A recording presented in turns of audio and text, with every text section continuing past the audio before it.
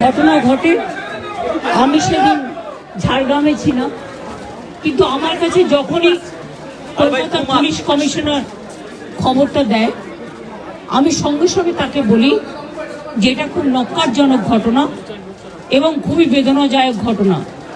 যেই জড়িত থাক তাকে ইমিডিয়েট শাস্তি দিতে হবে এবং আমরা চাই এই কেসটা ফাস্ট ট্র্যাক কোর্টে হোক। ফাস্ট ট্র্যাক কোর্টে হলে জুডিশিয়াল প্রসেসটা তাড়াতাড়ি হবে এবং তাতে আমরা ফাঁসির দাবি জানাবো। কারণ কিছু মনে রাখবেন, কিছু লোক এখনো সামাজিক অবক্ষয়ের মধ্যে আছেন, সামাজিক মূল্যবোধটাকে ভুলে গেছেন। মেয়েদের গায়ে হাত দেওয়া যে কত বড় অপরাধ এবং তার সাথে যে অত্যাচার করেছে বা তাকে যেভাবে খুন করেছে, আমি আশ্চর্য হয়ে যাচ্ছি। ওখানে নার্সরা ছিলেন, ওখানে ওদের সিকিউরিটি ছিলেন, সবাই ছিল, কিন্তু কি করে এই ঘটনা ঘটলো এটা এখনো আমি ঠিক বুঝতে পারছি না।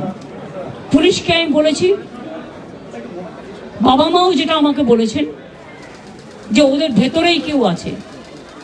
যদি ভেতরে কেউ থাকে, কারো প্রতি সন্দেহ হয়, যারা ছিল, যারা ওর বন্ধু বান্ধব, তাদেরকে সবাইকে ডেকে কথা বলবে এবং যিনি ফোন করেছিলেন প্রথম বাড়িতে তাকেও ডেকে কথা বলবে। আজকে প্রিন্সিপাল নিজে রেজিগনেশন করে দিয়েছিলেন, বলছিলেন যে আমার বাড়িতেও তো বাচ্চারা আছে, যেভাবে আমাকে গালিগালাজ করা হচ্ছে। তা আমরা তাকে বুঝিয়ে বলেছি, ঠিক আছে আপনাকে ওখানে কাজ করতে হবে না, আমরা ওনাকে সরিয়েছি অন্য জায়গায়। আমরা ওখানে MSVP-কেও সরিয়ে দিয়েছি ডিউ টু নেগলিজেন্স। আমরা হাসপাতাল থেকে হেড অফ দ্য ডিপার্টমেন্ট, যে চেস ডিপার্টমেন্ট, তাকেও সরিয়ে দিয়েছি এবং পুলিশ পোস্টে যে ACP ছিলেন তাকেও সরিয়ে দিয়েছি।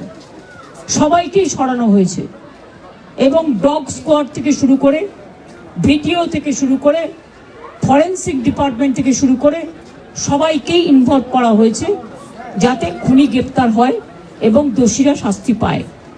এবং আমি চাই পুলিশ যত তাড়াতাড়ি সম্ভব দোষীদের গ্রেপ্তার করবে।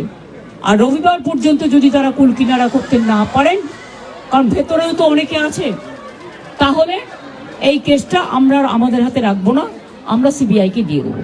তার কারণ হচ্ছে আমার এতে কোনো পাওয়ার লেনা দেনা কিছু নেই, আমি প্রথম দিন থেকেই বলছি। কিন্তু ওদের সাকসেস রেট খুব কম। তাপসী মালিককে যখন খুন করে হত্যা করা হয়, ধর্ষণ করে, আজ পর্যন্ত বিচার হয়নি। সিঙ্গুরে এটা হয়েছিল, নন্দীগ্রামে যখন 14 জন গুলিতে মারা যায় বা 10 জন হারিয়ে যায়, আজও তারা ফিরে আসেনি। এই কেসগুলো সব CBI-এর হাতে ছিল, রিজার্ভের কেসও ছিল, একটা কেসেরও বিচার হয়নি।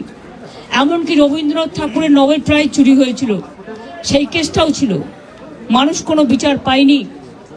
কিন্তু তবু মানুষের স্যাটিসফ্যাকশনের জন্য যদি কেউ ভাবতে পারে যে পুলিশ ঠিক মতো করতে পারছে না, যদিও Calcutta police is the best police in the world, তাদের তদন্তের যে সিস্টেমটা এবং সবচেয়ে ভালো অফিসারকে লাগানো হয়েছে সমস্ত কিছু দিয়ে। আমরা রোববার পর্যন্ত সবাইকে ডাকবো, আমাদের পুলিশ ডাকবে, এটা বিনীত বলবে, আমি বিনীতকে বলতে আহ্বান জানাচ্ছি।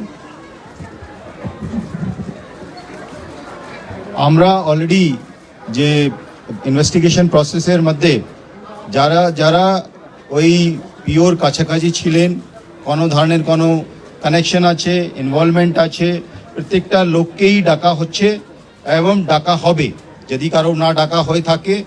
এবং আমরা অলরেডি একটা হেল্পলাইন নাম্বার শুরু করেছি, ওর মধ্যে ডাক্তাররাও আমাদেরকে বলতে পারেন, অ্যানোনিমাসলি বলতে পারেন, ফিজিক্যালি এসে বলতে পারেন কি যদি কারো উপরে সন্দেহ থাকে, কি কারণে সন্দেহ আছে। ফ্যামিলি মেম্বার সঙ্গেও আমরা টাচে আছি। কালকে অ্যাডিশনাল CP1 পার্সোনালি এখানে এসেছিলেন, উনি ওনার ভিউটা জেনে গেছেন।